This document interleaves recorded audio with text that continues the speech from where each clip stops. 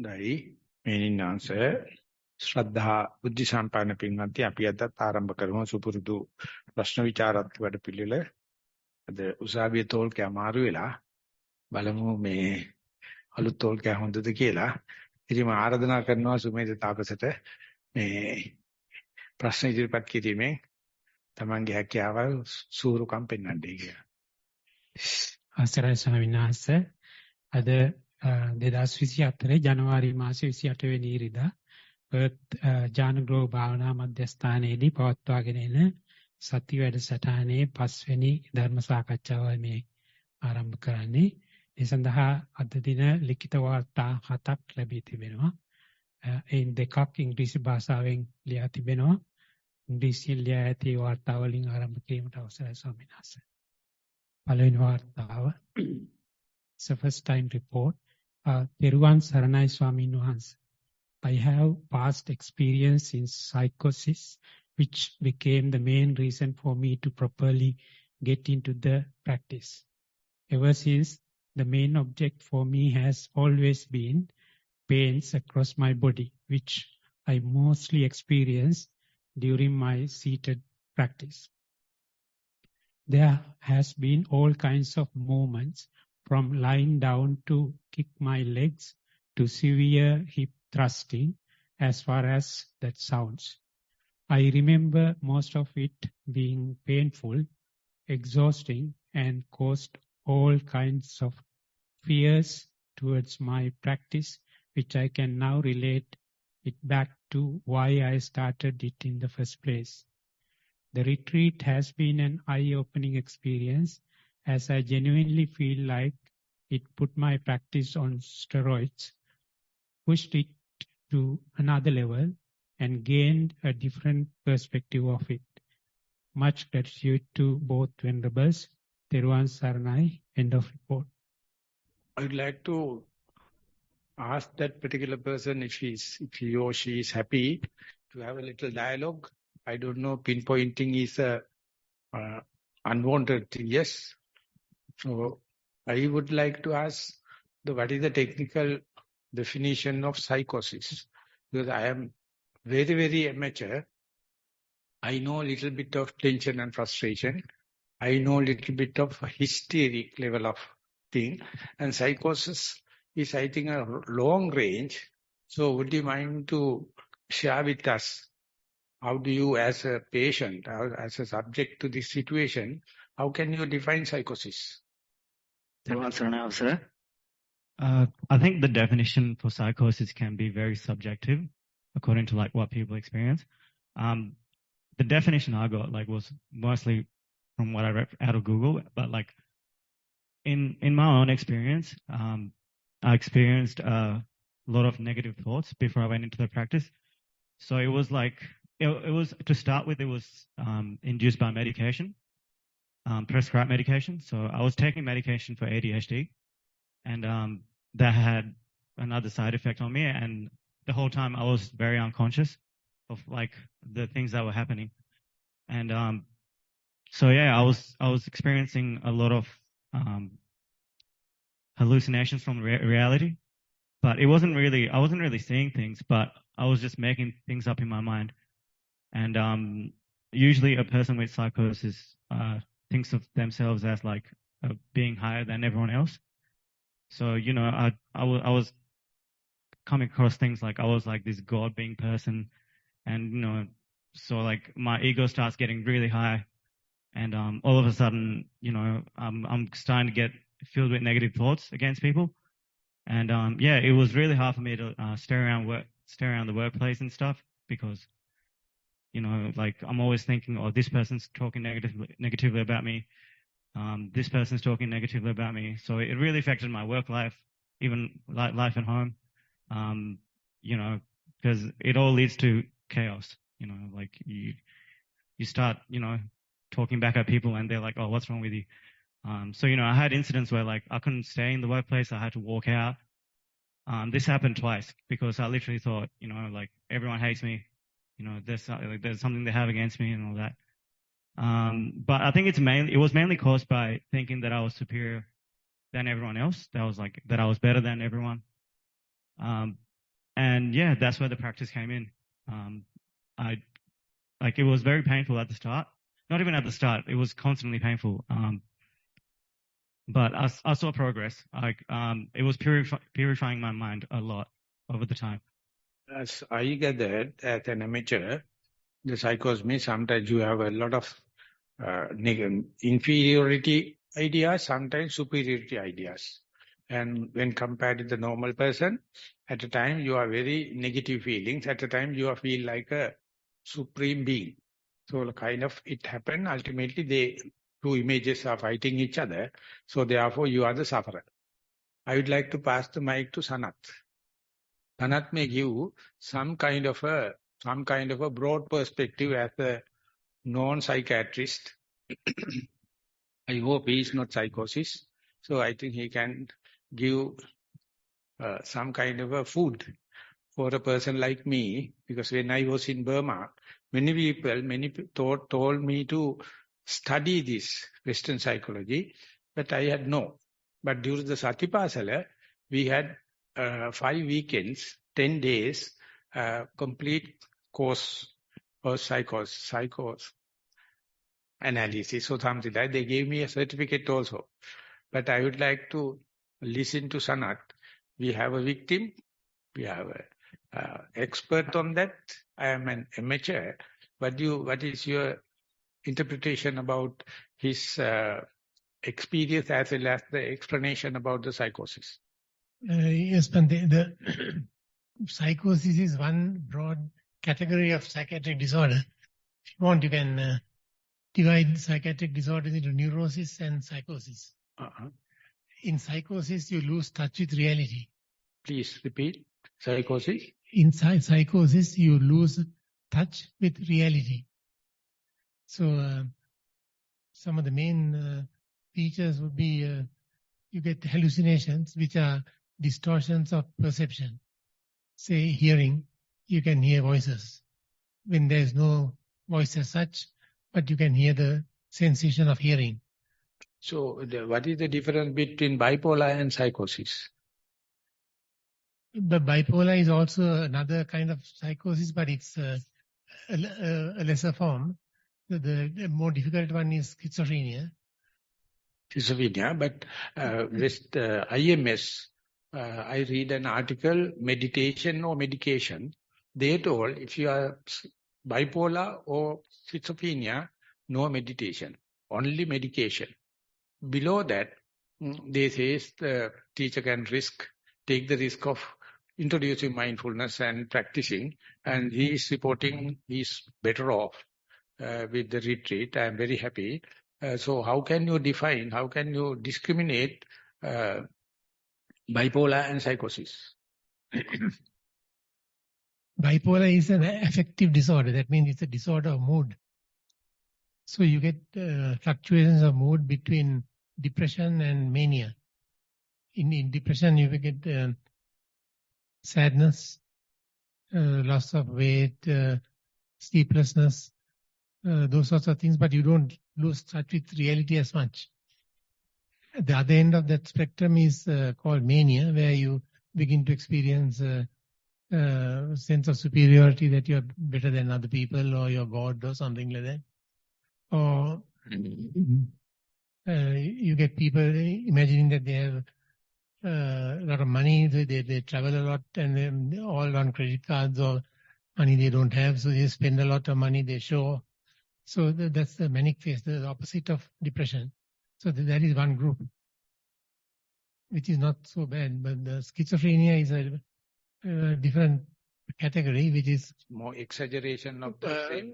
It's nothing to do with bipolar. It's a totally different disorder. And there you begin to hallucinate. You begin to have what are called delusions. Delusions are thoughts which are not based on reality. So sorry to disturb you. I have two ideas to present, because I read the dialogue between the father and the son. Father is a Greek philosopher, son is the Matthew Richard. And there at last he says, I'm sorry that if I am hurting someone, it is not my idea. Most of the saints, recognized by the church, 50% psychosis.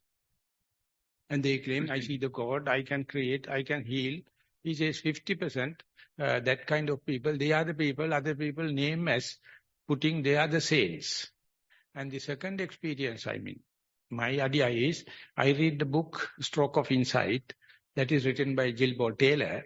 And she says she got an opportunity to learn medical science towards nervous system because her brother is bipolar and he can't discriminate the dreams and the real world. So she wanted to experience what happened to my brother. And she was a successful, 36 years, still unmarried. One day, she got a stroke while she was having a bath just before going to the job. And she completely lost immediate memory.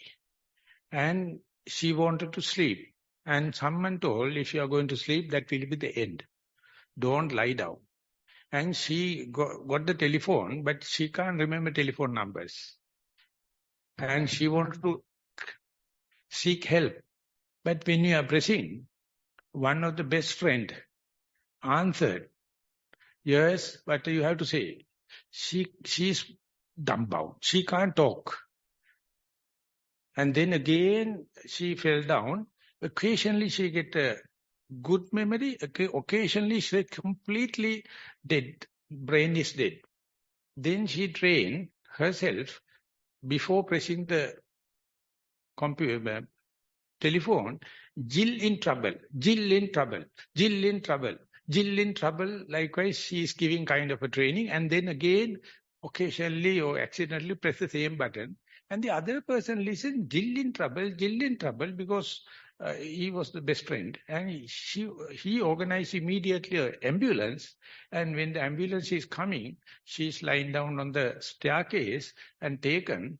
And there's a golf ball size blood clot. And they cut open 3 inch, 3 inch, 3 inch, remove the skull and remove the blood clot. And then no memory. She's put into the ICU unit and she found what the medical assistant and attendants are doing, utterly brutal. She can really understand what is happening, can't talk. They come and get this blood sample, do pressures and pressure gauge, and it's completely treated like a log. And all of a sudden, the message goes to the mother. She flies 6 hours and come and go into the bed sheet and hug the girl. Mother sees just like a baby. She's 30 years old. And then only she felt the kind of hospitality.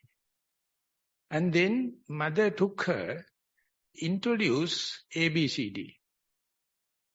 Completely lost. And after 8 years, she gained certain amount of rational thinking, then tension and frustration started. When she was completely lost, she says in the book 3 times, if you are a Buddhist, you will say you are enlightened. No ego, no memory, no manipulation, no will, no volition. Everything she can receive, but she can't express it. So after she wrote the book, now you can go to TED Talk and listen. She's taking a brain and explaining everything. These things are completely beyond their capacity of neuroscience. And what must be the treatment? What is the attendant should know how to treat? She has given an appendix at the end of the book. So that indicates the patient is completely irresponsible. Everything happening. But this girl, this lady, she can remember because she knew neuroscience. So that kind of a clicking me from the how to look at it from the mindfulness point of view. And he is a good case study. He says the retreat is beneficial. Otherwise, mind is so much of in a seesaw-like. Very low and very high. And the other people can't relate. Even he himself can't relate, if I am correct. So, what is the Buddha's way of approach for this kind of a thing? Is it utterly mind-made, or it is something must be treated with the chemicals and as pathological, or only by meditation? No one can give an answer. So only thing we can do is share with them and ask this kind of experts, what must be the social approach, what must be the religious approach, what must be the mindful approach. One has to be careful because when I did the Maha system, you get all kinds of aberrations of hearing, seeing, feelings in the body, movements and so on, which we can't explain from a medical point of view. But psychologically, everything else is normal other than that experience itself. So no, that's not schizophrenia. There is some other phenomenon that we observe. Now, we're talking about schizophrenia. There are other conditions that can mimic schizophrenia, like various medications, brain tumors, various other medical disorders. So one of those medications is a drug given for ADHD. Or ADHD stand for what? Attention deficit hyperactivity disorder. Hyperactive. And you get, they are treated with amphetamines, dexamphetamine. Now that can cause psychosis, which is not schizophrenia. You can remove the drug and you can treat it and they'll be okay for the rest of their lives. So the problem with psychotic people doing meditation is that you can misinterpret this, the meditation experiences with psychotic disorders, and it can really drive you nuts. So you got to be very careful. So is there any age indication, or is it anyone susceptible for psychosis at any age? Yes, susceptible at any age, but most commonly it starts in the late 20s. Yeah, late 20s. And one of the Manorishi Nayaka, she is the one of the earliest child psychologist, and she presented an idea in the psychiatric course, the autistic range of experience, and that is happening in meditation. So whether it is a meditation experience or it is a psychological disease, very difficult to discriminate. And if the meditation master is not familiar with that, he may give unwanted certificates, he is such and such a person. But he is developing kind of autistic approach. Family members will say, he is not with us now, he is always isolated, he is doing this and that. And they will give a complaint. But the master must understand, even the healthy meditators, when they keep on practicing, at a stage where the boredom and monotony is going to sit, and the impermanence is going to manifest, they develop some kind of autistic range experiences. They were introvert, just like a turtle, tugged into all the limbs, and they are happy only with the solitude. If it is hate-based, psychiatric. If it is happening with the viraga, if it is happening with the nibbida, that's a healthy one. Very difficult to define. So we have to directly talk with that particular person. That boredom is a reaction or action. So these are the things, as a person, I lost. So I am always trying to read the books and consult and share with the expert on the areas and the subjects, those who have undergone. Otherwise, what happens is, if there is no Western psychology, we penalize diseased people. We corner them. But Western psychology don't do it. They have kind of a understanding, diagnosis, and kind of a treatments. So I was thinking about what would have been the approach of the Buddha. It's a open question to the audience, but I don't expect a solid answer. But I think it's a good thing we must discuss, because all are psychosis, I think. Everyone, including me. And we are riding the seesaw. Venerable Kemananda used to say, "Polpitta pagana wage." Me patta pagana me pattu deyana, me patta pagana me pattu deyana. And sometimes they attribute to the God. Sometimes it attributes to the superstitious and higher function. Or sometimes may be a simple the chemicals in the brain. And now in Sri Lanka, one person is still, when your brain chemicals go off, you appear like a Samma Sambuddha or Maha Bodhisattva. And it's happening in Sri Lanka now. So we meditation masters are partly answerable. With the people going to play with their life. Because yesterday we ended up the talk telling, Kayecha Jivitecha Anapekkata Upattapeti. You are ready for anything. So then, what is the responsibility of the master? What is the responsibility of the subject? What happened to the sasana as such? So it's an open question. Yes? Probably not. I don't think I'm ready to say that yet. So what about the mic? Yeah. I'll let another second before that.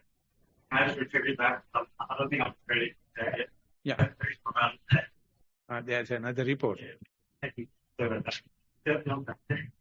That means the end of the chapter. Yeah. So we can proceed to the... Very clean, and we are very what you would call mischievous children. And I don't know whether if we were in today's world as children, whether we could have been classified as ADHD or whatever the term is. But we were just plain, simply free-spirited children, enjoying life. But in those days, we were just told you all are just mischievous children. Because I remember in my late years, I met one of my school teachers in Melbourne. And I said, even in this late stage of my life, I must apologize to you for being so naughty. And then she said, you were not naughty, you were mischievous.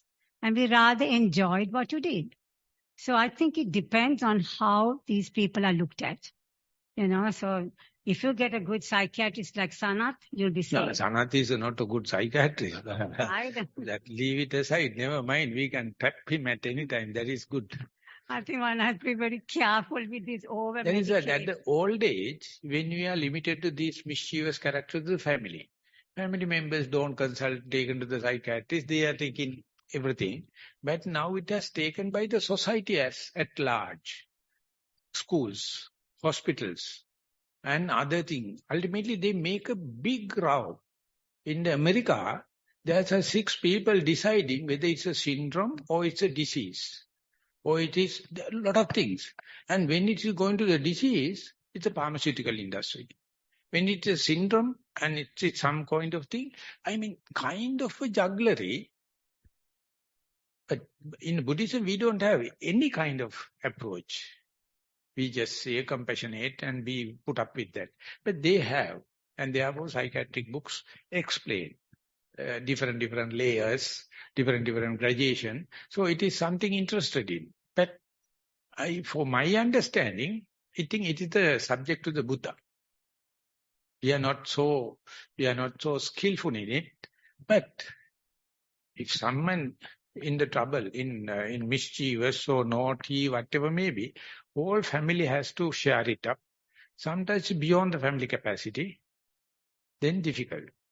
But earlier, the family is the only one taken care of. I remember 2 mad people in our village when we were young. But later only these medical and the institutional understanding happened. Pissankotua, Pissuatua, psychiatrists, all the things happened. So within that we have grown, and what must be our approach? The Buddha says, I don't know what is how from where that quotation can take, Pabbe Putujjana Ummattaka. Venerable the Professor Padmasiri De Silva quoted in his psychiatry Freudian and Buddhist psychiatry book. Sabbe putujjana ummattaka. So one ummattaka is complaining, other one is ummattaka. It's fairly unfair. The Buddha is the only person can have three-dimensional perspective, but the Buddha never discriminate them. He just treat them as a human being. But in the Western way, there are some gradation, and accordingly, some medicine, some doctors, some hospitals, and some wards are there. But what was the end result? What is the overall, where are we heading?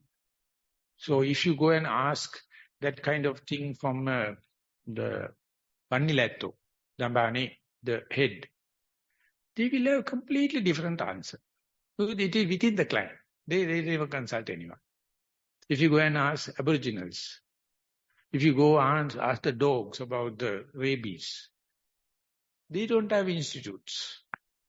So this is one of the things we have to understand as meditators. When we, as far as we are in the society, we are abiding by social rules. Only the question is, are these social rules, the ethics rules, for your well-being? Utterly not. Utterly not. This is for the well-being of the society. They put one person as mad, one person as doctor. Both are mad.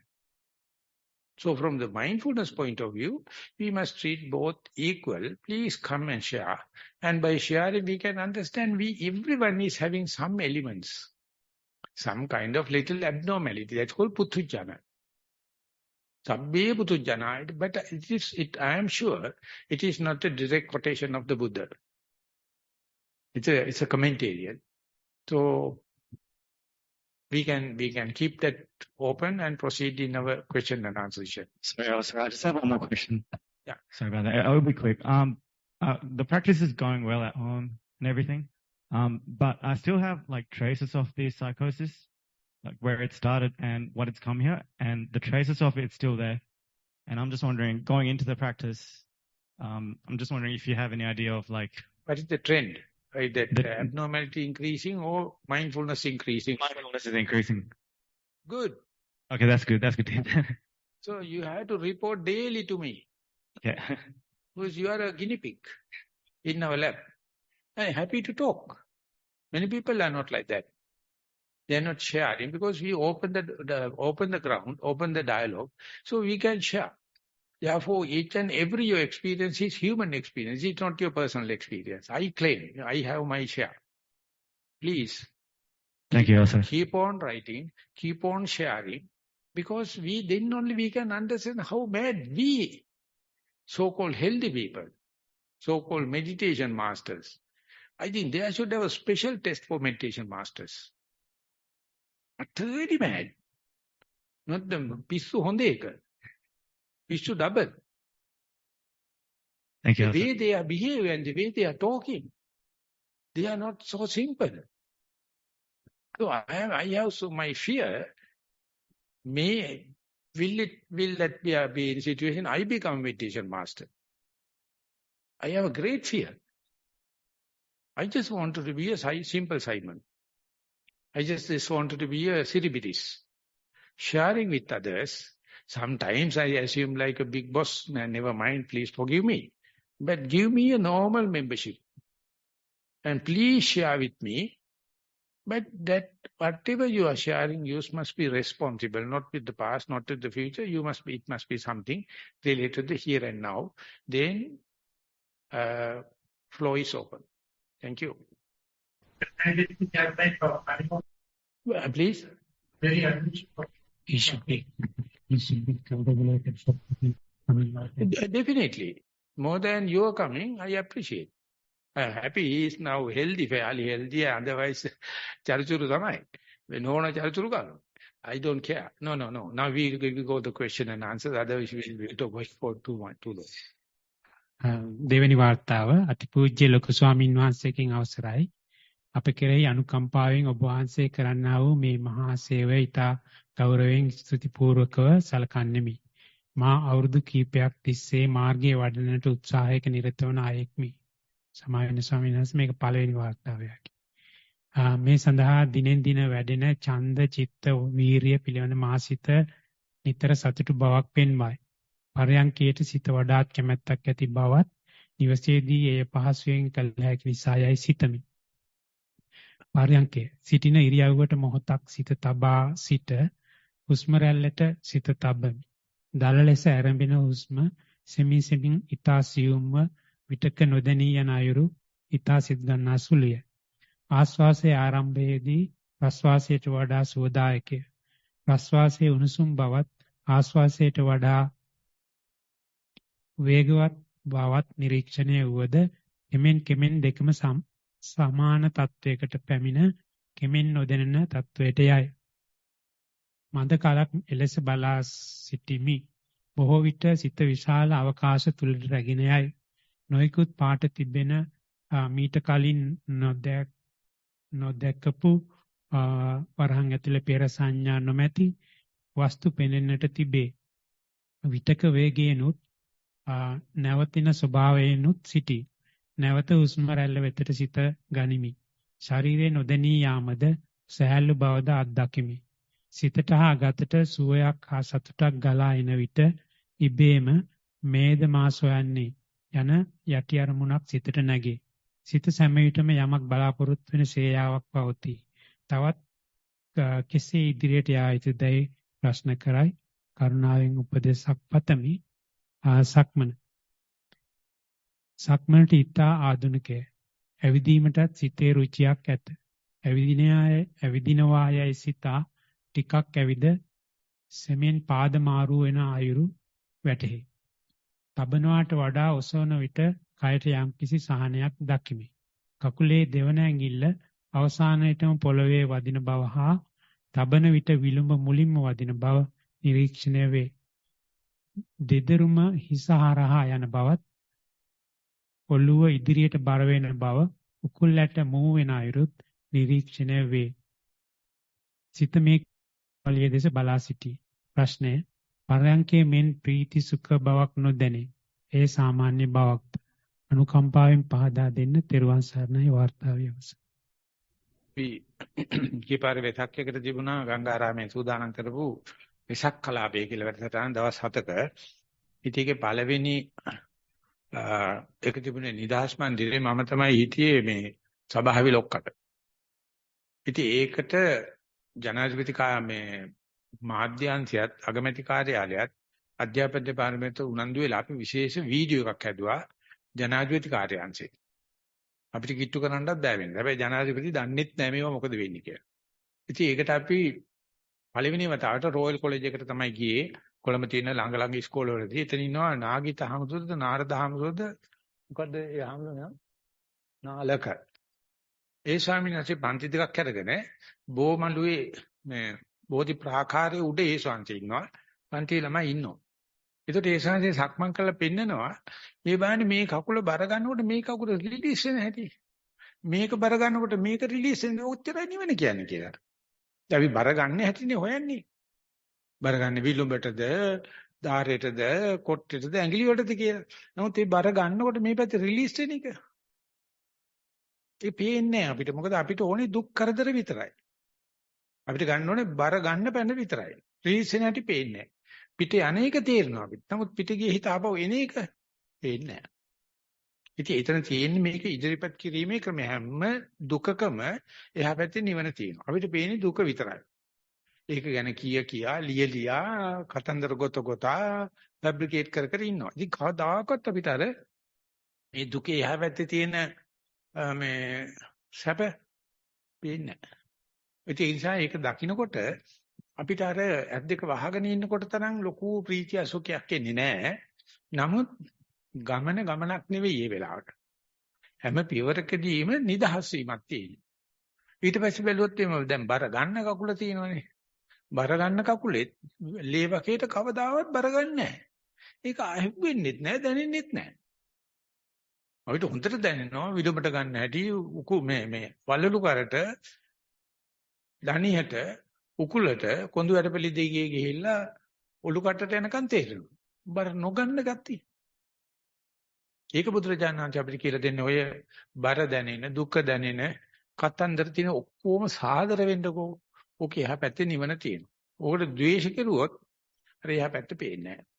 ඒක නිසා මේ දෙකේම තියෙන භාවනාවට සමාන තොරතුරු තෝගයක්. අපි අර දුකට වෛර කරන අතර කොච්චර වෛර කරනවද කියනවනම් ඊගාට තියෙන නිවන, ඊගාට තියෙන සැප, ඊගාට තියෙන නොදන්න තැන, ඊගාට තියෙන ස්පර්ශ වෙන්නේ නැති තැන අපේ භාෂාවට සම්බන්ධ වෙලා නැහැ. ඉතින් මේක දිගට කරගෙන යනකොට ඉහළ කුඹුරේ වතුර පිරෙනකොට ඒක පල්ලෙයක් කුඹුරට කැස්කේඩ් වෙනවා. ඉහළ කුඹුරේ වතුර පිරෙන්නේ නැතුව පක්කඩෙන් පල්ලෙහාට එන්නේ නැහැ නේ. ඒ කැස්කේඩින් එක තමයි ඕපනයික කියලා කියන්නේ. උඩ කුඹුරේ පිරුණොත් අනිවාර්යයි ගාට එනවා. ඒක පිරුණොත් ඊගාකට වැටෙනවා. ඉතින් ඒක ඕපනයික. ඒක ධර්ම න්‍යායමත් තියෙන නිසා මේ දුක්කට සතුටු වෙන්න කියලා කියන්නේ. පැමිණි දුක් පැනිරහයි කියලා බැලුවොත් හැම දුකකම යහපැත්තේ තියෙන නිවන. අපිට කවුදෝ උගන්ලා තියෙනවා මේ දුකට කනගාටු වෙන්න හැටි. ඒ තමයි ප්ලෙෂර් ප්‍රින්සිපල් කියලා කියන්නේ. ඒකදී මේ රමණී තරහ වෙනවා කියන්නේ ගියාම.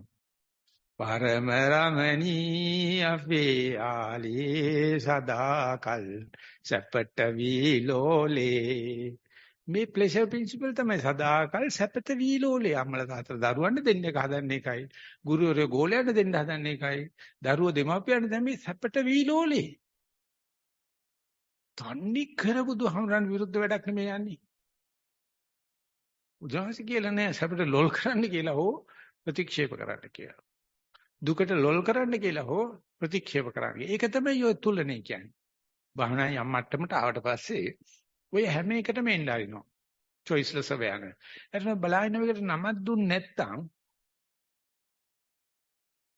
there is a reason to be glad under any circumstances. අනේ reason එක හොයන්න පටන් ගත්තොත් එදා ඉඳලා ජීවිතේ සැපයි. ඒක බුදුරජාණන්සේ සඳහන් කරනවා මනෝ පුබ්බංගම ධම්මා මනෝසෙට්ඨා මනෝමය මනසාචේ පසන්නේන භාසතිවා කරෝතිවා තතෝන සුඛමං වේති. මනෝ පුබ්බංගම ධම්මා මනෝසෙට්ඨා මනෝමය තමයි. මනසාචේ පදුට්ඨේන භාසතිවා කරෝතිවා තතෝන දුක්ඛමං වේති. මේ තියෙන එකටම මේ සිරි දේවිද මූ දේවිද කියලා දන්නවනම් ඔය නන් දෙන්නේ නැත්තම් අපි අම්මලා තාත්තලා ඔළුවේ දාපු ස්ක්‍රිප්ට් එකේ හේම අමතක කරලා දාන්න පුළුවන්. ඔය සමාජයේ අපිට දෙන්න හදන බයලජ්‍ය දෙක, හිරියොතප්, හරි වැරදි, ඉන්දිය සංවරය, සීලය සමාජයේ ඉන්නන විතරයි ඕනේ කරන්නේ. තනි වෙලා ඉන්න මනුස්සයට මොන සීලයක්ද? සීලය අදාළ වෙන්නේ ආචාර ධර්ම විදිහට. දෙන්නේ කරන විත වැඩි වෙනවා. ඉතින් අපි කියනවා නම් නිවන හම්බෙනවයි කියලා මේ සෙනගක් මැද එන්න ඉතින් අසුචි කොටකට මැනික් තියෙන ඉඩ තියෙනවා.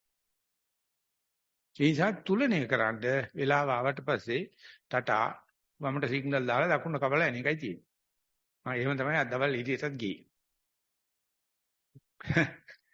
ඉහිම නේතු කරන්න බෑ මේක. ඔක්කොමල සතුටු කරලා යන්න බෑ. ඉතින් ඒ නිසා ඒ තියෙන අර ගේස්ට් ග්‍රේන් එහෙම නැත්නම් ඒක අමතර වැඩ කරන ගතිය තමයි ඔය නෝටි කියලා කියන්නේ. එහෙම නැත්නම් මිස්චීවස් කියලා කියන්නේ.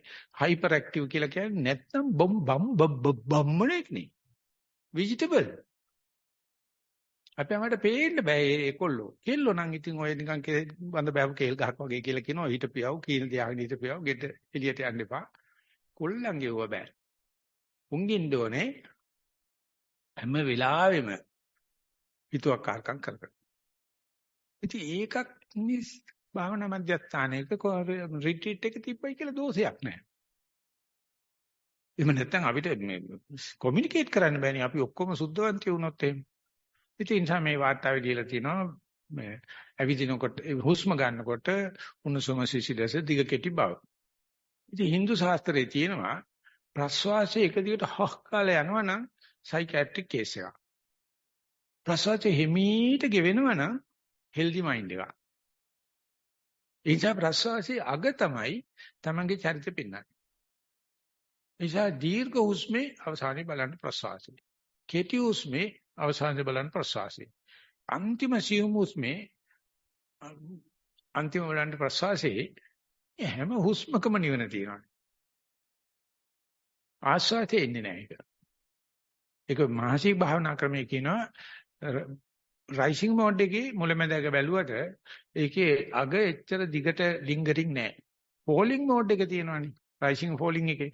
ඒක අග ලස්සනට ඇදීගෙන යනවා. අන්න ඒක පුළුවන් තරම් පුංචි කොටස් කරලා බලන්න නම් මේ ආස්වාද ප්‍රසආද දෙක අතර සැලකුණ මේක අවධානය යොමු කරලා තියෙනවා.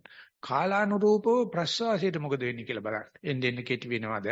දීර්ඝ වෙනවද? හොක් කාලා යනවද? නැත්නම් ගැසි පියවර ගානකට යනවද? එතන ලස්සනට ස්මූත්ලි එස්කලේටර් එක බහින්න වගේ තේරෙනවද? ආන ඒ ටිකෙන් කියන්න පුළුවන් අපේ මෙන්ටල් ඒ වෙලාවේ තියෙන මෙන්ටැලිටි එක. ඒක නිසා තමයිලාට භාවනා කරන්න ඇරලා හුස්මට මේ නහයට ගෑවෙන්නේ නැතුව මෙතන වීදුරු කදාවක් තියෙනවා. ඒකට පිට වෙන හුමාලේ වදිනවනේ. ඒකෙන් කියන්න පුළුවන් මම මොන මට්ටමකද භාවනාවේ ඉන්නේ කියලා.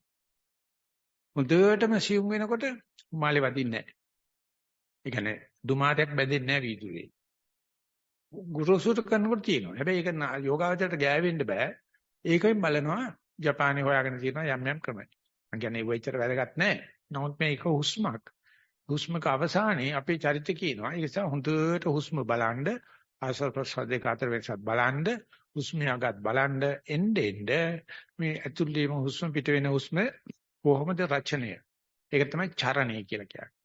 චරණයේ රචනය තමයි මේ ලියන්නේ. එතකොට තමන්මයි ලෙඩා තමන්මයි වේදා සතියමයි මේ උත්තරේ ඕනි තාලයක් කරන්න පුළුවන්. අද ඉඳලා මරණකම් කරගෙන යාවා කියලා අපි යනවා ඊගා ප්‍රශ්න. එමයි ස්වාමීන් වහන්සේ මීළඟ වාර්තාව මේ දෙවෙනි වාර්තාව ඒ වාර්තා කරගේ දෙවන වාර්තාව පෙරුවන් සරණයි අවසරයි ගරුතර ස්වාමින් වහන්සේ ප්‍රථම ප්‍රශ්නයේ පිළිතුරු ලෙස ලැබුණු මමයා නැති ස්ථානයේ හෙවත් පාලු කළුවරේ මේ දින දෙකේ සිටියෙමි. මීට පෙරද මා සිටියේ එහිමය. නමුත් ඊයේ හවස පරයන්කේදී අද උදේදී ඒ වෙනස් විය. කළුවර සමග හොඳින් මිත්‍ර වී සිටියද සෑමදේම අනිත්‍ය බව කියමින් කළුවර බොඳ වී එය පිටුපසින් පුළුන් කුට්ටි බඳු සුදු වලාකුළු එන්නට පටන් ගත් අතර පසුව එය අහස් ගඟක් විය. මෙයට පසුව දර්ශනය වූයේ අභ්‍යවකාශයේ සිටින ආරම්භන අලු පාට ආකාශයකි. තරු ඈතට දිලිසෙනු පෙනුනි. රැක් කළුවර අහසද එලෙසය. තරු පිරවරාගෙන මා මේ දෙස බලා සිටියෙමි. මේ දසුන් භාවනාවේදී මා මීට පෙර දැක ඇති අයුරෙනි. මේ අහසට පසුව කළු කඳු හෙල් වැනි ඡායාවන් පෙනෙන්නට පටන් ගනී. අහසද එහෙමමය. හරියට චිත්‍රපටයක් දිගහැරෙන්නක් වැනිය.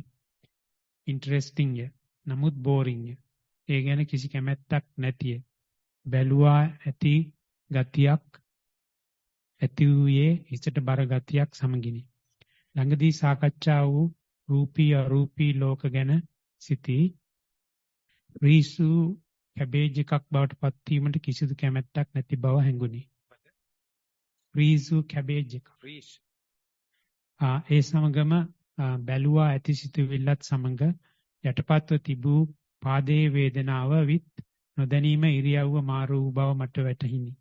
ආපසු වැටුනේ තවත් හිස් තැනකට. තවත් සිතුවිලි හෝ යමකට අකමැතිසේ අතුල් ඇස් වැසී සිත් නිදිමත මෝඩ් එකකට වැටුනි. බෙල්ල කඩා වැටුනි. කකුලේ වේදනාව සැඟවුනි. සිරුරේ සියලුම ෆැකල්ටිස් අඩපණ වූ ලෙස රිලැක්සින් මෝඩ් එකකට වැටුනි. හිස බර ගතිය හෝ භාවනාව වරහන් ඇතුළේ සතිය පිහිටවීමෙන් මහන්සියක් දැනෙන විට මේ નિરાයාසයෙන්ම ඇතිවේ. මේ සිදුවන සංසිද්ධීන් මනෝ විකාරයක්ද ස්වභාවිකද? ඉදිරියට යාමට මේ පිළිබඳ තවදුරටත් සතිය පිහිටුවාගෙන යා යුත්තේ කෙලෙසද? වහන්සේගෙන් උපදෙස් පතමි. තෙරුවන් සරණයි. වාර්තාවේ අවසන්. ඇත්තට මේ වගේ දෙයකට උපදෙස් දෙන්න තරම් මාස්ටර් එකක් මට නැහැ. ෂෙයා කරන්න පුළුවන්. මේකේ লীලා තියෙනවා මම අර පළපුරුදු මතකයේ නැත්නම් අඳුරේ සිටියේ මේ කියලා. සිටියේ මේ කියන වර්තමාන ඒක වචන ඒ කියන්නේ මම ඉන්නවා. මම වෙමි කිව්ව නැති මම ඉන්නවනේ. ඉතින් අර හිස්තනේ මම නැති බව දැනගෙන සිටියෙමි. ඉතින් කටබොරු කිව්වා දියබොරු කියෙවෙනවනේ. දෙක තමයි ඔය කියන අන්ධකාරේ නෑ කියලා. ඔක දිහා බලනකොට ඔක ඇතුලේ වලාකුළු තියෙනවා, ඔකට අලු පාට තියෙනවා, තරු තියෙනවා, ගොඩක් තියෙනවා. මේ හොඳට බ්‍රයිට් මම බුදු ගීට ගියාම තමයිට බලනවා. ඉස්සර අපි බුදුරැස් මාලාව වටේට මේ අපි දාන්නේ නැහැ මොකුත් දාලා නැහැ. දැන් නම් බුදුරැස් මාලාවකුත් නැහැ. දැන් බුදුපේ. ඕකෙට බල්බ් එකක් දාලා තිබුණා. මම පැයක් විතර ගත කරනවා. ඒක පාට ඇද්දක වහගත්තාම සම්පූර්ණ අඳුකාර වෙලා අර අඳුරට පුරුදු වෙනකොට ඉබේම ඔක ඇතුලේ ඉමේජස් එන්න පටන් ගන්නවා. ඒක ඇහැ පිළිබඳව උගන්වන්නට කියන්නේ අපේ කේතු සෛලවල ඉඳලා යෂ්ටි සෛල වලට මේක මාරු වෙන හැටි. ඒක පහට බ්ලැක් අවුට් එකක් ගියාට ඒක තමයි අපි බය වෙලා නූල් බැඳලා යන්ත්‍ර මන්ත්‍ර කරගෙන ඉන්නේ.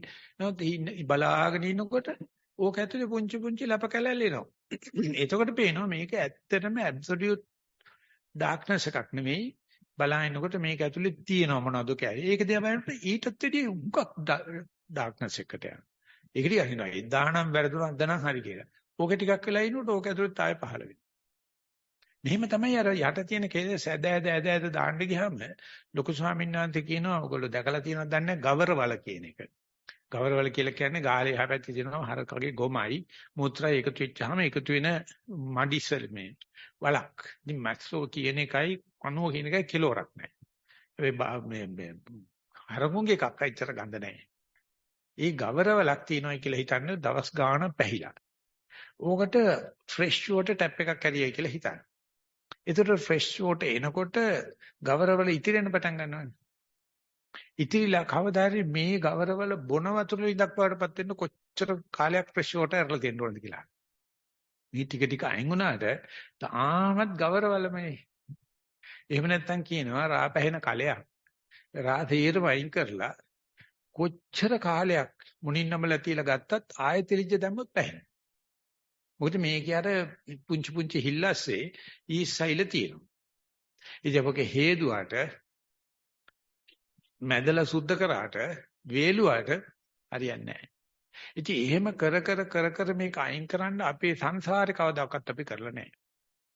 අනිත් එක තමයි සරුවචන් වහන්සේ අපිට බෝධිය තුන් ආකාරයට කියලා තියෙනවා. සම්මා සම්බෝධිය, පච්චේක බෝධිය සහ රහත් බෝධිය කියලා. පස්සේ සම්මා සම්බුදුරජාණන් වහන්සේ තමයි 100%ක්ම සුද්ධ කරන්න ඕනේ. පස්සේ බුදු වෙන්න එච්චර ඕනි නැහැ. රහත් වෙන්න එච්චරවත් ඕනි නැහැ. හැබැයි මේ ඉන්නේ සුද්ධ වෙන වැඩපිළිවෙල කියලා දන්නවනම් ඔන්න බුද්ධ ශාසන. මේ හොඳටම අන්ධකාරය කියලා හිතෙයිත් මම ඉන්නවා. අන්ධකාරයේ මම සීකීමේ කියලා ලියනවා. පහුවෙනකොට තේනවා මේ අන්ධකාරය සහ ඒක ඇතුලේ ලප කැලල් පහළ වෙන එක ආය අන්ධකාර වෙන එක. ඒක සයිකල් එකක්. අර දීර්ඝ හුස්ම, මධ්‍යස්ථ හුස්ම, කෙටි හුස්ම වගේ ඒ සයිකල් එකට ගියාම අපි දන්නවා අනිවාර්යයෙන්ම කාම ලෝකේ නෙවෙයි. අනිවාර්යයෙන්ම රූප ලෝකේ නෙවෙයි. දැන් ඉන්නේ සූක්ෂම රූප ලෝකේ. එහෙම නැත්නම් අරූප ලෝකේ කියලා මමයි මේව කියන්නේ. තමත කට්ටිය කැමති නැහැ. ඒගොල්ලෝ කියනවා ඒකට වෙනම භාවනා කරනවා. අරූප භාවනා කියන එක දෙල්ලන්නේ නැහැ. ඒක මේ හයිෆයි කට්ටියට විතරයි පුළුවන් කියලා. මම නම් කියනවා නෑ ඕක තමයි අරූප ලෝකේ කියන්නේ කියලා. ඒකෙත් එක ස්ට්‍රාටා එකක් විතරක් වෙයි තියෙන. ඒකේ මණ්ඩි මිදෙන්න ගොඩාක් දේවල් සිද්ධ වෙනවා. අපි ගෙදර දොරේ ඉඳි බලන්න කවදාකවත් එක චිත්තක්ෂණයක්වත් හම්බ වෙනවද කියලා ඔහොම දෙයක් බලන්න. භාවනාවට ආපු ඔක්කොටම හම්බෙන්නේ නැහැනේ. කලාතුරකින් කෙනෙකුට හම්බ. ඒකට අනුග්‍රහ කරනවා කියනකොට බෝඩම් එක තමයි. ඒක තියෙන බාහිර බෝඩම් කියන්නේ මොකද? තෘෂ්ණාවේ අනිත් පැත්ත. තෘෂ්ණාව නිසානේ මේ සංසාරට බැඳෙන්නේ. සත්‍ය එනකොට විරාගය කියනවා, නිබ්බිදාව කියලා කියනවා, එපා වීමක් කියනවා. මේ ආසාව නිසානේ මෙච්චර මේ කුණු කන්දලයක් ඇවිල්ලා තියෙන ඉතින් මෙච්චර ඉක්මනට එපා වීම එනකොට ඒකට වෛර කරන එකට මායයි කියලා කියනවා. ඒකට අනුග්‍රහ කරනකොට බුදුහාමුදුරුවෝ කියලා කියනවා. අපි ඉන්නේ මාරපාක්ෂික පැත්තේද බුද්ධෝත්පාද කාලේ පැත්තේද කියලා අපිට තියෙන පොඩි choice එකක් විතර. මේ වගේ කෙනෙකුට මේක මම හිතනවා දිරව ගන්න පුළුවන් වෙයි කියලා. අපි දවස් ගාණක් භාවනා කරලා තියෙනවා. ඒ නිසා සමහරෙකුට මේක දැකලා තියෙනවා. මේක පාට බ්ලැක් අවුට් වුණා ටික වෙලා ගියාම මේක බ්ලැක් අවුට් නැහැ. මේ එළිය ඇවිදින්න ගියාම කරුවලේ ටික වෙලා ගියාම තරු එළිය පේනවා. අර ටෝච් එක නැතුව යන්න පුළුවන්. ඉතින් ඒ වගේ හඳ එළිය තරු එළිය ඇවිදිනකොට කියනවා පන්දන් අල්ලන්න එපයි. අපේ අම්මා කියනවා තරු එළිය ඇවිදිනකොට පන්දන් ඇල්ලුවොත් උට ලබන ආත්මේ කබර හැදෙනවා කියලා. ඒක නින්දාවක් තරු එළියට. ඒක නින්දාවක් හඳ එළියට. එළියට බැස්සනම් සර්පෙක් කණ්ඩත් ඉඩ තියෙනවා. ඵලයන් ඒක යන්න ඔය අනාථ වෙන්නේ සිටුමාට උනේ එක පාරට එළිය වෙලා වගේ පේනවා. මඟට යනකොට පේනවා යකෝ එන්න කරවල වෙනවා. සෝහන් කොටක් ලඟනට බයටත් හිතෙනවා. කකුල පස්සට ගන්න හදනකොට දේවතාවක් කියනවා උඹ ඉස්සරහට තියෙන කකුලක් රාජකන්‍යාව 500කට වැඩිය වටිනවා. ආජානීය අස්සය 500කට වැඩිය වටිනවා. සද්දන්ත කුලේ ඇත්තු 500කට වැඩි වටිනවා. පස්සට ගන්න එපා කකුල තියපන් ඉස්සරහට කියලා. මුත් මෙයාට බුදුන් කියන වචනේ හැපු ගමන් බුදු එළියක් ආවා. නමුත් යනකොට බලනකොට අන්ධකාරයේ ඉන්නේ. ඒ සයිකෝසිස් තමයිනේ. ඒ සයිකෝසිස් මේ ආපු එළිය මෙයාව මෙච්චර ගෙනියන්න තරමට හිතේ ආපු සන්තෝෂේ. බුදුරජාණන්සේ බලාගෙන ඉන්න මනුස්සය එනකම්. ඉතින් ඒව සයිකියාට්‍රිස්ට් කෙනෙකුට දැම්ම නම් කියාවි මේ මාසයට එළිය හම්බුණා. යා මේ බුදුහාමුදුරු කියලා හිතාගෙන ඒකේ දිගේ ඇවිදලක් තියෙනවා. මගට යනකොට කරවල වුණා. මෙන්න මේ මනුස්සය බය වෙලා. එතන තමයි කාය ජීවිත නිර්පේක්ෂව මට මතක නැහැ ගාතාව. උඹ ඉස්සරහට තියෙන මේ එක කකුලක් මේ වගේ වෙලාවක මෙන්න මෙච්චර වස්තු වලට වැඩිය වටිනවා. තියපන් කකුල ඉස්සරහට ගන්න එපා පිටිපස්සට කියලා කියන්න නම් පුළුවන්. කරන එක ලේසි නෑ. උත්සාහ කරලා බලත්වා කියලා අපි යනවා ඊගාව ප්‍රශ්නෙට. එමයි සොයිනාස හතරවෙනි වார்த்தාව පර්යංකේ මූල කර්මස්ථානයේ උදරයේ පිම්බීම හැකිලීමයි. පර්යංකේ වාඩි වූ සැනින් සියුම්ම දැනෙන පිම්බීම හැකිලීමට හිතයයි. මේ තවදුරටත් සියුම් වන විට සිරුර මැදයේ කම්පන චංචලද හටගනී. ටික වේලාවකින් මේ දෙකම නැති වී නිදිමත ස්වභාවයක් සමග උඩුකය මදින් මද ඉදිරියට නැවේ. කාලය ගැන අදහසක් නැති පරාසයකින් පසුව නැවත පර්යංකයේ සිටින ඉරියව්වට හෝ පිම්බීම හැකිලීමට අවදි වෙමි. සමහර පර්යංකවල මේ සිදුවීම කීපවරක් සිදුවන අතර සමහර පර්යංකවලදී මිනිත්තු 20 30 පමණ දීර්ඝ කාලයක් මේ නොදැනෙන තත්ත්වය පවතී. වරහන් ඇතුලේ සීනුව නාදවන කාලයට අනුව ලබාගත් අනුමානයකි. මින්පසු අවට ඇති ශබ්ද වේදනා සහ සිතුවිලි ඇතිවන සතිමත් කාලයක් ගත කරමි. මේ කාලය තුලදී පර්යංකයේ නිශ්චල බව සහ අතිසියුම් පිම්බීම හැකිලිම දැනේ. සමහර සිතුවිලි ටික වේලාවක් පවතින බවත් සමහර ඒවා කෙටි බවත් දකිමි. ඇලීමක් හෝ ගැටීමක් ඇති විට සිතුවිලි දිග වීමේ ගතිය වැඩි බව දකිමි. ඇලීම ගැටීම ඇතිවන සිතුවිලි වලදීත් නිශ්චලත්වය නොබිදී තිබෙන බව දකිමි. පර්යංකයේ පහසුවෙන් පැය 1 සිට කාල අතර කාලයක් ගත කළ හැක. සක්මන පර්යංකයේ සහ එදිනෙදා කටයුතු කරන විට සතිය නොකැඩී බොහෝ දුරට පවත්වා ගත හැක. සිතුවිලි දිගේ වල්මත් වන විට සතිය දුර්වල වන බවත් සතිය දුර්වල වන විට සිතුවිලි දිගේ වල්මත් වීමේ ඉඩකඩ වැඩි බවත් හඳුනා ගතිමි. සතිය ඇති විට සහ නැති විට එය හඳුනාගත හැක. වරහන් ඇතුලේ සතිය නැවත ප්‍රතිස්ථාපනය වූ පසු සතියෙන් අසතියෙන් ගත කළ කාලයක් ගෙවුණු බව හඳුනා ගතිමි. සුදුසු උපදේශක් දෙන මෙන් ගෞරවයෙන් ඉල්ලා සිටිමි. වார்த்தාවේ අවසන්. ඔව් ගොඩක් වෙලාවට ඉස්සෙල්ලා වාර්තාව වගේ හිත ඒක මට්ටමකට හිත ගිහිල්ලා තියෙනවා කියන්න පුළුවන්. ඉතින් මට හිතෙනවා මේක බුද්ධජානන වහන්සේ අර ආනාපාන සති සූත්‍රයේ වේදනානුපස්සනාවේ ඉස්සලා කියනවා පීති පරිසංවේදී පස්සේ කියනවා සුඛ පරිසංවේදී තුන්වෙනි කියනවා චිත්ත සංඛාර පරිසංවේදී කියලා. චිත්ත සංඛාර කියලා කියන්නේ හිතේ තියෙන සංඥා වේදනා දෙක. ඒක දැනුණාට පස්සේ පස්සම්බයං චිත්ත සංඛාරං කියලා සංඥා වේදනා දෙකේ අසම්බනයක් දුර්වල වීමක් ගෙවියාමක් වෙනවා. මේකම තමයි සංඥා වේදිත නිරෝධය කියලා කියන්නේ. සංඥා වේදිත නිරෝධය කියලා කියන්නේ අඩු ගානේ අට සමාපatti සහිතව අනාගාමී මාර්ගය ලබන්න ඕනේ. එතකොට සංඥා වේදිත නිරෝධයට යනවායි කියන එක චුල්ල වේදල සූත්‍රයේ සඳහන් කරලා තියෙනවා. හැබැයි ඒක ඒ ධම්මදින්න දෙරින්නාන්ත විතර කරනවා කවදාකවත් අදිෂ්ඨාන කළ කරන්න බෑ. භාවනා කරන ඉඳපු ගමන් මේ බ්ලැන්ක් ස්ටේට් එකට යනවා කියලා තමයි අපි සාමාන්‍යයෙන් ගොළු භාෂාවෙන් කියන්නේ. පුත්තජන භාෂාවෙන් කියන්නේ. මත එතන වෙන්නේ මෙමරි එක නැතු වෙනවා. සංඥා වේදනා නැති වෙනවා. කාලය විතරක් නෙවෙයි නැති වෙන්නේ දේශයක් නැති වෙනවා. මේ ශරීරය දෙන ස්ට්‍රක්චර් එක තියෙන ඩයිමන්ෂන් මොකුත් නැතුව යනවා. ඉතින් ඒකම තමයි භාවනා නොකරන එකන නිදිමත කියලා කියන්නේ. හරි බෝරින් මොනවත් නැහැ. සීමාව වැටකඩුළු මොකුත් නැහැ. ඉතින් ඒ නිසා මේ ටික ටික දැන් මේක දිදී යනවා. දෙනකොට තුලණය කරන එකන මේකට අනුග්‍රහ කරනවා. මේකේ එන්නේ කම්මැලිකමත් එක්ක. මේකේ එන්නේ නීරසකමත් එක්ක. මේකේ එන්නේ මමයට කොක්ක ගහගන්න තැනක් නැහැ. අපතිතිත වෙනවා. මමයට පෙන්නන්නට නිදර්ශනයක් නැති වෙනවා. අනිදර්ශන වෙනවා. මේකවත් මම කියාගන්න එපා. මේකට මම කියනවා ඒක තම්මේතාවය කියලා කියනවා. තද්මය එයින් හටගත් මම. හිස්තනේ මම සිටීමි කියලා කියන්නේ අන්න ඒකට තමයි. බහුවෙනකොට වෙනක ධර්මතාවයක්. ඒක අතම්මේතා උත්තා භගවතා. අතම්මේතා අනන්තරං කරිත්වා භාවේති කියලා ඒක නිතරම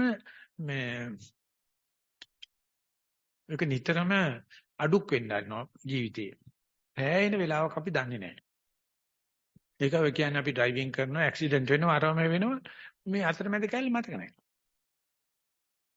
මම ඉස්සර කඩේ ගිහිල්ලා එනකොට අපිට යන්න ඕනේ කිලෝමීටරයක් විතර පයින් යන්න ඕනේ සීනි කාලක් ගේන්න. ඒගොල්ලෝ සත වාගේ ගේන්න. ඉතින් හරිම කරදරයි හරිම කම්මැලි හඩේ යන්නේ. හැබැයි අපිට පොඩි අම්මා පොඩි ගතම් එකක් දෙනවා. කඩල ටිකක් කන්න, තොපි ටිකක් ගන්න සල්ලි දෙනවා. ඒක ඔය පොඩි ගණන් ක්‍රමයක් අපි ළඟ තියෙන එක මේක. ඉතින් කඩල කකා එන ගමන් මම කල්පනා කරනවා අසවල් හන්දියේ මං ආව මතකද කියලා. ඒක පාට හිටිනවා. යකෝ මතක නැන්නේ. ප්‍රසිද්ධ හන්දි ටිකක් තියෙනවා, ස්විස් ගස් ටිකක් තියෙනවා. ඒක පාරට හැරලා බලනවා මෙන්න මෙච්චරක් accountable සෑහෙන පදාසයක් මතක නැහැ.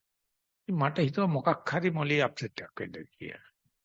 පස්සේ මට අවුරුදු 40 පිරිච්ච දවසේ මම ලොකු සංජය වන්දනා කරන්න ගියා 10ට විතර වගේ.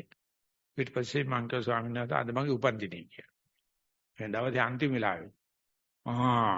එහෙමනම් නම ඔයින් ඉචිරට වෙන්නේ පිරිහීමම තමයි. ඔය තියෙන ටික පරිස්සම් කරගන්න හදන්නේ කියලා.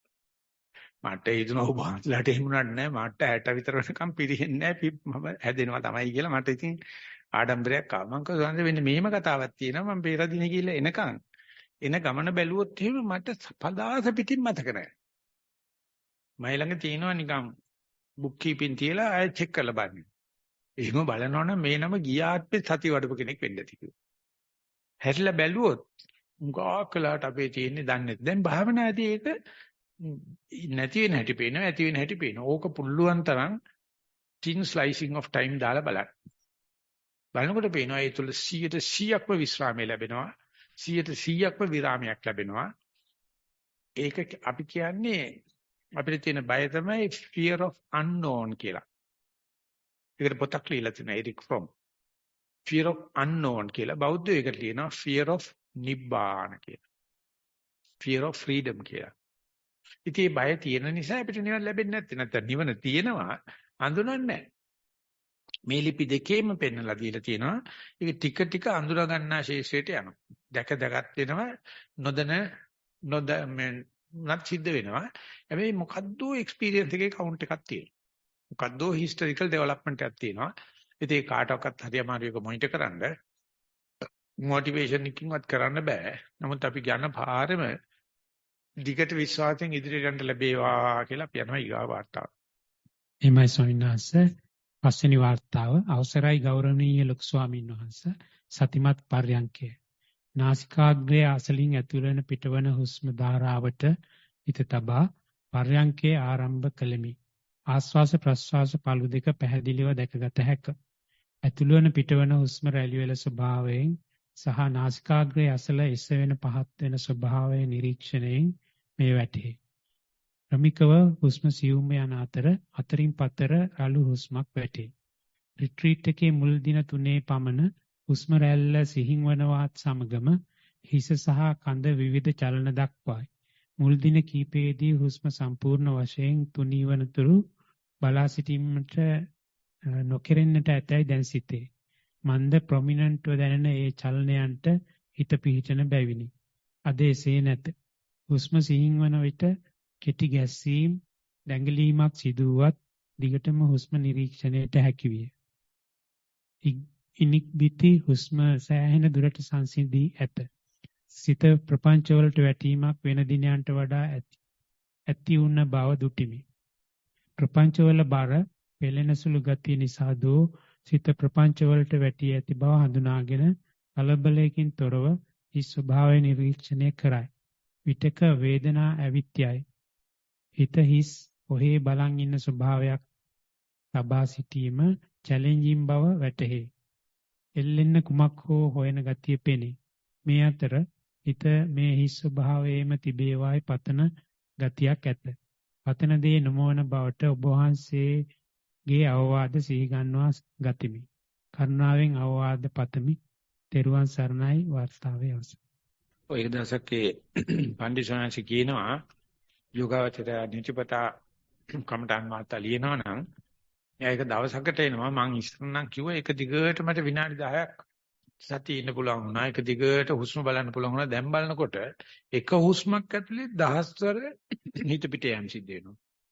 එදා මම දුන්නේ වාර්තාව මට නිකන් චීස් කැල්ලක් වගේ දිගටම හුස්ම ඉන්න පුළුවන් කියලා. නමුත් දැන් ඊටත් වැඩිය සතිය දියුණු වෙනකොට පේනවා එක හුස්මක් අතරටත් කීප වතාවක් හිත පිට යෑම කරන. නමුත් මේක මුසාවාදයකට අහු වෙන්නේ නැහැ කියලා ඒ ස්වාමීන් වහන්සේ කියනවා.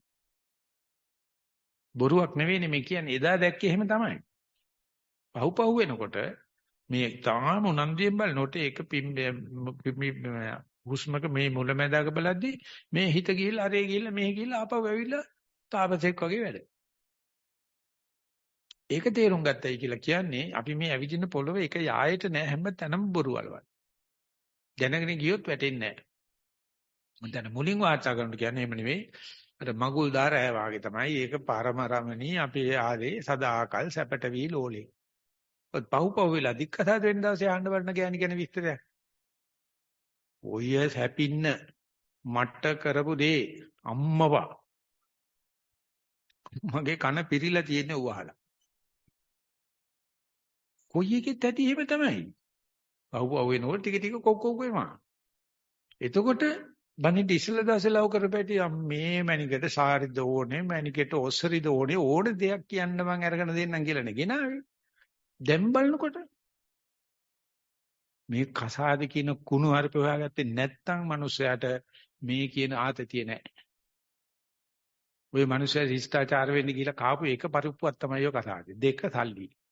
ඔය දෙක නැති තීර්සනුන්ට ආතතිය, සයිකෝසිස්, ටෙන්ෂන්, ෆ්‍රස්ට්‍රේෂන් මොකක්වත් නැහැ. අපි ඉස්සරහටද යන්නේ පස්සටද යන්නේ කියන ප්‍රශ්නයක් තියෙනවා. නමුත් සරුවචන්සේ පහළ වුණේ මානවය සල්ලි හොයාගත්තට පස්සේ. සරුවචන්සේ පහළ වුණේ විවාහයේ සමාජයේ ස්ථිර වුණාට පස්සේ. ඉතින් බුදුජානකගේ ක්‍රමෙන් තාමත් පවත්වාගෙන යන්න පුළුවන්. එනිසා මේ කුණුහරුප දෙකට අහුවෙලා ඉන්න පිරිසට තමයි පෘථග්ජන කියලා කියන්නේ. සල්ලි වලටයි කසාදෙටයි. හැබැයි මන් දැකලා තියෙනවා සල්ලිත් අහුවෙන්නේ නැතුව කසාදෙට අහුවෙන්නේ නැතුව බැඳලා ජොලියේ ඉන්න කපල්ස්. ධර්මික ආමතුකම මන්නම් දැකලම නැහැ කියලා. කවදාකවත් දැකලා නැහැ කිව්වා. ඔක්කොම කරන්නේ බොරුව. යනකොට අත අල්ලගෙන යනවා නෝනායි මහත්තයා පාරේ. ගෙදර ආවට පස්සේ නැද්දකි. අන්න කේජාසිලගේ පොතේ තියෙනවා මේ. මට පොතේ නම මතක නැහැ. දෙමළ ගෑණියෙකුට ලව් කරනවා. පස්සේ ආ යනවා තිරිකුණාමලේ ගෙදර ගෑණි බලන්න. දවස් දෙකක් ඉඳලා එනවා ගෑණිට වචනයක්වත් කතා කරන්නේ නැහැ. මේ බැඳලත් නැහැ හොර ගෑණි. තරහින් ඉන්නේ. හැබැයි යන්න ඕනේ කොහොමදත් තිරිකුණාමලේ. ඉතින් කාටද මේ රවට්ටන්නේ? මොකද්ද මේ කරන කුණු හරපේ? ඉතින් ඒක නිසා මේ දේවල් වලට බලපාන්නේ මේ අපි සමාජයේ විසින් අපිට ගහලා තියෙන මේ කුරුසෙට තියලා අපි අන ගහලා තියෙන්නේ. දිව දික් කරගෙන ඉන්න එක තමයි තියෙන්නේ. ඒකලා අපි හිතන මේ සමාජ නීතිවලට යටත් වෙන්න ඕනේ. සදාචාර සම්පන්න වෙන්න ඕනේ. ඒව හොඳයි කාම ලෝකේ ඉන්නකම්. ටිකක් හොඳයි රූප ලෝකේ ඉන්නකම්. අරූප ලෝකෙට ගියාට පස්සේ ඔක්කොටම ටටා කියන්න පුළුවන්. එතකොට තුලනයක් අවශ්‍යයි. දැන් මම මේ එදා කියපු දෙයට විරුද්ධව දැන් කතා කරන්නේ. එදා මම කිව්වා ආනපන එක දිගට 10ක් දැක්කයි කියලා. දැන් කියනවා පිස්සු අප්පා. එක හුස්ම දැල්ලක් ඇතුළතත් දහස්වර හිත පිට ගිහිල්ලා එනවායි කියලා. එතකොට එදා කියපු එක සම්පප්පලාපයක්වත් මුසාවාදයක්වත් නෙවෙයි. එහෙම තමයි අපි තේරුම් අරගන්නේ අපේ භාෂාව අපි කොච්චර රවට්ටනවද කියලා. ඒකට සමාජය ඕන තරම් අනුකම්පා කරනවා. ඒ ගැන බය වෙන්න එපා. ඒ නිසා කමඨාන් වාර්තා නොලිය ඉන්න එපා. ලියන්න මේක ලියලා තියෙනවනේ. මට ඉස්සර පෙන්නේ එක දිගට තියෙනවා වගේ දැන් තමයි පෙන්නේ එක හුස්ම රැල්ලකත් මෙච්චර රස්තිය අදිනවා. ඒක මං කියනවා පූදි වුණාක්. අපි මේ මමයාගේ බොල් ගතිය, මමයාගේ තියෙන දිරච්ච ගතිය, මමයාගේ තියෙන වංගුර භාවයේ ටික ටික පේන්න පටන් ගන්න තියෙනවා. ඔය දිගේ ඉදිරියට යනවා කියන්නේ නම් සූරේකට බෑ, දීරේකට බෑ, වීරේකට බෑ, සූර වීර ධීරේකට විතරයි ඉදිරියට යන්න පුළුවන්. තව දවස් දෙක තුනක් භාවනාවට තියෙන රිට්‍රීට් එක තියෙන නිසා අපි බලාපොරොත්තු ඇතුව ඉදිරියට යන්න. අපි යනවා ඊගා ප්‍රශ්නෙට. එහෙමයි ස්වාමීන් වහන්සේ අවසාන වාර්තාව පින්වත් ස්වාමින් වහන්සේ හතරවන කමඨාන් වාර්තාව පර්යංකේ. පළවන සහ දෙවන කමඨාන් වාර්තාවලින් මාහට මූලික කරුණු දැනගැනීමට අවශ්‍යතාවය ඇති වූ අතර ඉන් මාහට අවශ්‍ය ආකාර උපදෙස් ලැබුණි.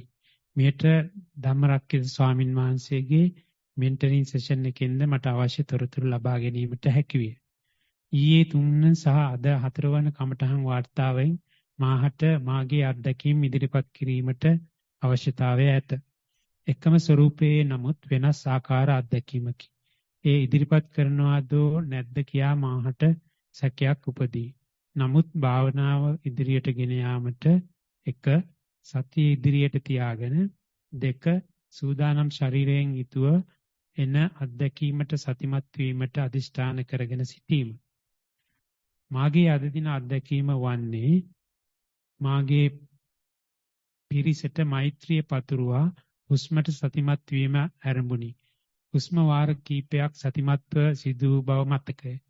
මින්පසු මට මතක මාගේ බෙල්ල සහ කොන්ද අංශක 90කින් පමණ නැවී ගොස් ඇති බවය. කිසිදු අපහසුතාවයක් නොවිය. මට මාගේ උඩුකය සහ බෙල්ල එසවීමට සිදුවිය. මෙසේ 3 පාරක් පමණ සිදුවිය. විනාඩි 45ක් පමණ කාලයක් මට නිින්ද ගිය බවක් නොදෙනුනි. නමුත් අවසාන වතාවේදී බෙල්ලේ වේදනාවක් ඇති වුණ නිසා වේලාව බැලීමට ඇස ඇරිය විට 8:33 උදේ නිසා මම භාවනාව නතර කෙලෙමි. මෙය වෙනස් අත්දැකීමක් නිසා ඉදිරිපත් කරමි. සතිය ඉදිරියට තබාගෙන බයකින් තොරව භාවනා කටයුතු ඉදිරියට ගෙන යාමට බලාපොරොත්තු වෙමි. එසේම මේ සඳහා ඔබ වහන්සේගෙන් උපදෙසක් පතමි. ඔබ වහන්සේලාට බොහෝම පිං. වර්තාවේ අවසන්. නෑ ඇත්තට ඇතිලා තියෙන ආත්ම විශ්වාසය තමයි උත්තරේ. ඒකට ආයේ කවුරක්වත් ජග් ගහන්න ඕනේ නෑ. ඒ ටික ඇති. ඒක නිසා සෙච්චිරි දෙන මහා ගුණ මෝදානං ඕනෙම දෙකට මම සූදානං කියලා යනවා. එච්චරයි තියෙන ඕනෙම ආකාරයක් වෙන්න පුළුවන්, ඕනෙම සටහනක් වෙන්න පුළුවන්, ඕනෙම ස්වභාව ලක්ෂණයක් වෙන්න පුළුවන්. ඒ පළල් තිරේට අපි කියන්නේ ආර්ය පරිශ්‍රණය කියලා. මොනවාක්වත් ප්‍රතික්ෂේප කරන්න එපා. Choicelessly be aware. Evenly suspended attention, suspended decision. ඒකට හොඳට පැන්සල් උල්ලලා තියෙනවා, කටත් උල්ලලා තියෙනවා, ලියන ක්‍රමෙත් තේරිලා තියෙනවා. ඔක දිගට කරගෙන යන්න කියලා කියනවා. අපි විනාඩි 15ක් විතර වැඩිපුර අරගෙන තියෙනවා. ඒ වුණාට අර මුල්ටිකේදී අපි ගොඩක් අර සවිස්තර ගන්න කියන සයි වෙලා ගියේ. නමුත් ඒක අපේ අනුන්ගේ වල්පල්ල හැලී නෙමෙයි අපේම ඇතුලේ එකක් නිසා මම හිතනවා කාටත් ඒකේ තොරතුරු ලැබෙන්නේ නැති කියලා අපි මෙතනින් සතිವಾರය સમાપ્ત කරනවා. 3ට එකතු වෙනවා සක්මණකින් පස්සේ පරියන්ක භාවනාවකට සම්බන්ධ වෙච්ච සියලු දෙනාටම තෙරුවන් සරණ වේවා කියලා ප්‍රාර්ථනා. සාදු සාදු සාදු.